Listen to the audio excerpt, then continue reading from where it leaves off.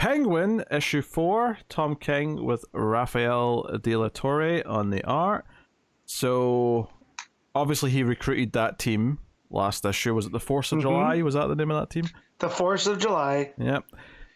This issue is what he had planned to do with all of them, and he's on his way to Vegas.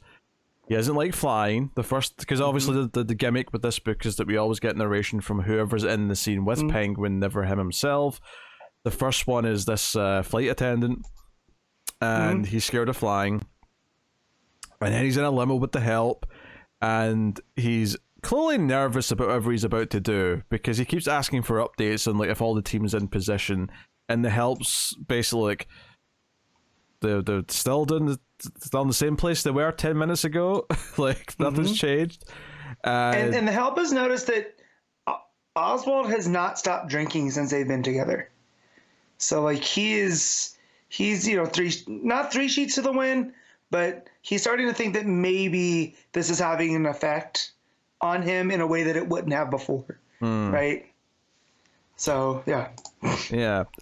So we see that this entire team they recruited, they're all set up. One's set up in a sniper position, one's at a blackjack table, one's at a slot machine, one's like a window cleaner outside. They're all in position for whatever they're about to do. And it's not until they get to this hotel in Vegas where it becomes clear this is where his ex-wife is, this St. Clair lady. And this is all an assassination attempt for that. He's given this fancy penthouse suite. He's taken a jacuzzi tub. He calls the wife, and she's happy to come and see him for dinner. She's going to get dressed and all the rest of it. But the entire time, like that final panel when Penguin hands the drink back to the help, when he's sitting in the jacuzzi tub, and he's explaining that on their wedding night, she said something to the effect of, "You don't mind if I close my eyes and imagine you're Riddler instead, do you?"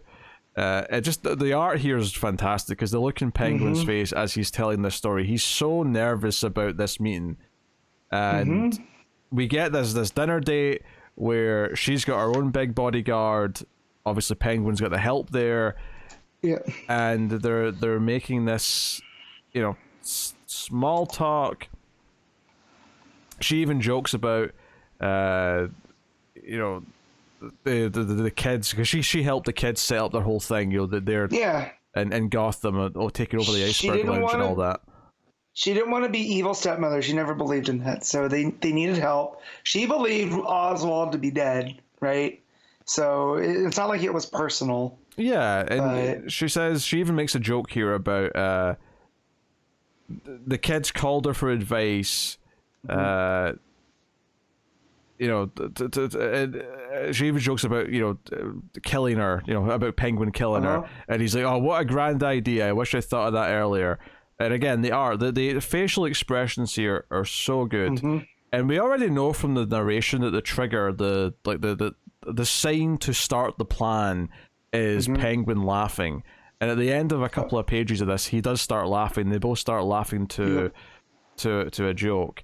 And the help goes to slit her throat, but her bodyguard steps in, and we find out that she already knew what the plan was, because they got to the one that was on the roof, the sniper. Not sniper yet. Not Captain America. Not Captain America. Victory. Major Victory. He was offered money because she did her homework. She had people look into all these outsiders who were at the hotel. Yep. She knew what she was doing, and she gets her gun and she shoots Penguin, and it's like, okay, she completely won this. This is kind of wild.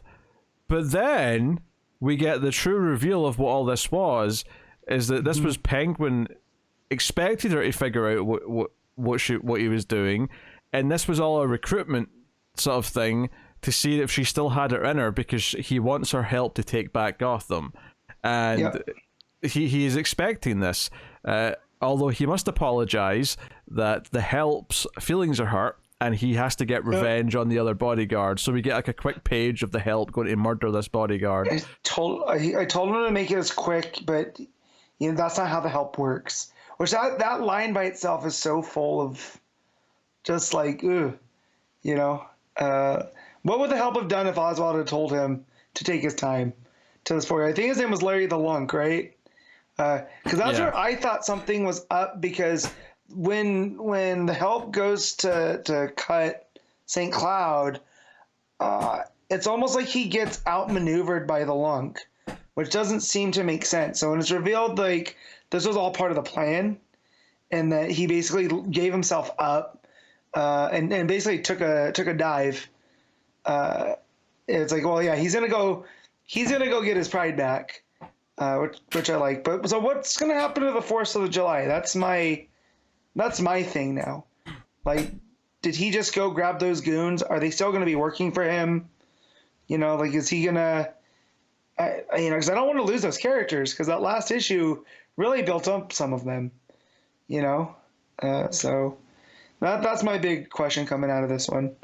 But the way that she puts it together, that, you know, he wants her to be the consigliere. He wants her, you know, advice, because he can't, you know, do this by himself.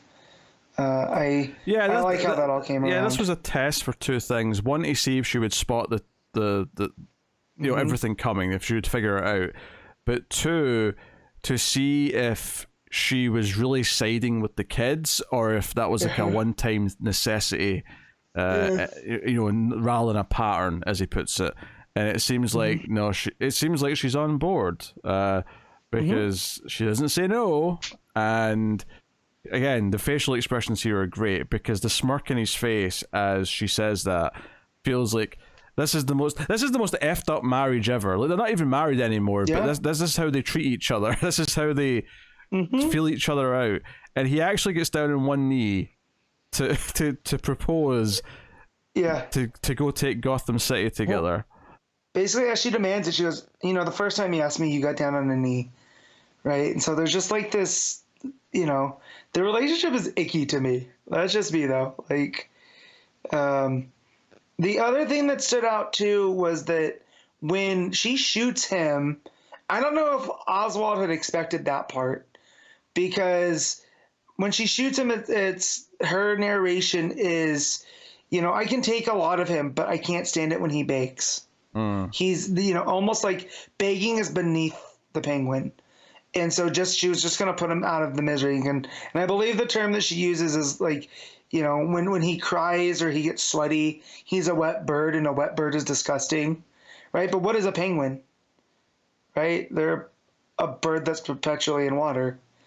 So, you know, so I don't know if he had planned, like, I don't know if Oswald went in there knowing he was going to be shot that day, but it still worked out for him. Yeah. So I was actually thinking he was going to go for revenge over the victory as well, because he got paid off to turn everyone else in. Yeah. But now I'm not actually sure though if that was also part of the plan, like if that was agreed upon in the first place. Right. But I wonder if we're still going to have that team working for him. It kind of sounds like it, because she says, "Oh, you've got the goons, and now you want me to come." So. It feels like they are. It'd be kind of weird if we spent that whole issue recruiting them for to just be this and nothing else. Yeah, because it felt very dismissive of them. They were barely in it, and I liked some of the character stuff, like Mayflower, who's like the Poison Ivy like girl, who she's talking about like the plants in the hotel, how like they kind of need air, you know. Like I was told there'd be more plants here. I like that little spot, and just Sparkler looking. Like he doesn't want to be there because, you know, he doesn't. He was forced into coming. Everybody else kind of agreed, but, you know, his family was hostage. So yeah. But yeah, so another great thing for Tom King, right? Like we still don't get, like, you keep bringing up the Penguin's facial expressions, but and the art works perfectly because we're not in Penguin's head, right? So we have to rely on what he's thinking by how he looks. Yeah. It's just what he's looking like and what his dialogue is. Like the narration's always coming from the other people in the scene with him, so it always builds this air of like mystique and mystery about what's actually going through his head, which I think is perfect. And this is a really solid issue.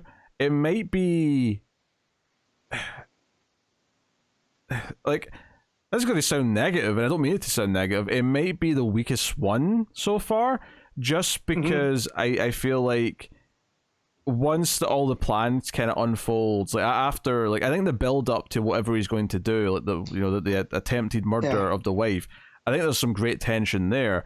But once it kind of goes past that point, I almost kind of saw it coming, I guess. Like I was almost like, okay, there's more to this than just the kill. So once it got to the actual explanation, I was like, okay, this is just kind of what I expected, and it's not wowing me in the same way that maybe the previous issues did. But also those last 3 issues were really super solid. Yeah, right. This the first one out the gate, the second was The Help, and then the last one was 4th of July. Those were all really 3 really well crafted. Yeah, I mean, and this is 2, but just compared to those, it is a drop. This is just a comparison point to, like, I think issue 1's still my favorite. I think issue 1 was basically a masterclass of a first issue. And then 2 and 3 are fantastic, and then this is really great. It's just maybe slightly a step down from those. So very good stuff though. Excited to see more of Penguin's quest to take back Gotham. But yeah, like, 3 issues in a row now have effectively been him recruiting people. This one didn't feel like it for a good bit of it, because it was like, it felt more like an assassination issue, but then it turns out it was all just a ploy to recruit her. So I wonder, like, do we have more people to recruit, or is it time to actually go to Gotham and start whatever the plan's going to be? I don't know, but we'll see. Obviously, the art, once again, we mentioned the facial expressions, which a lot of this book does rely on, and it delivers on that front. But I really like some of the coloring here, like the entire conversation he has with the wife after he's like healed from his gunshots, and it's like the actual proposal and all that.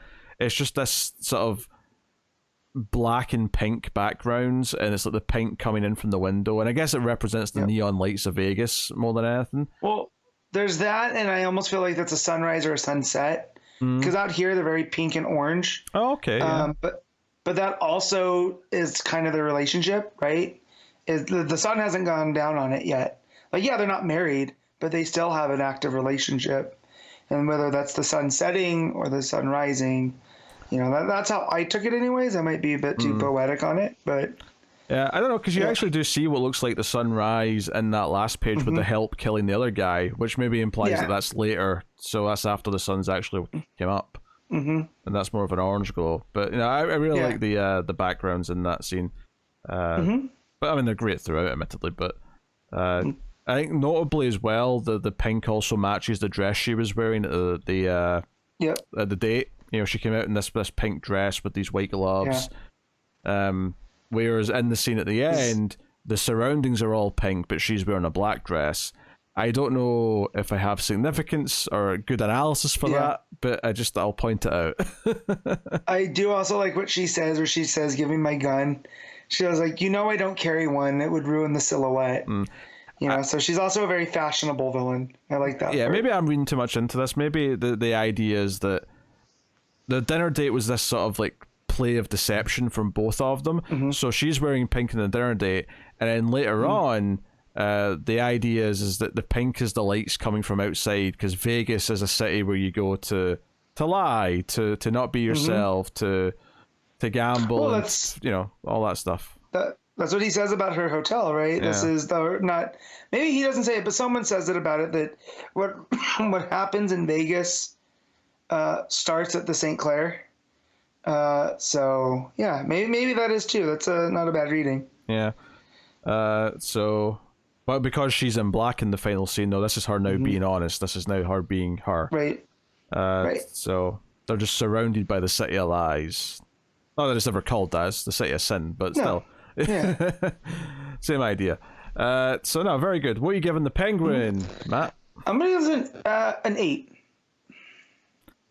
I'm still going to go with an 8.5. I still think it's really great. It's just slightly not as amazing as the previous issues, so that's not saying much. Or it's saying a lot, rather, depending on how you look at it.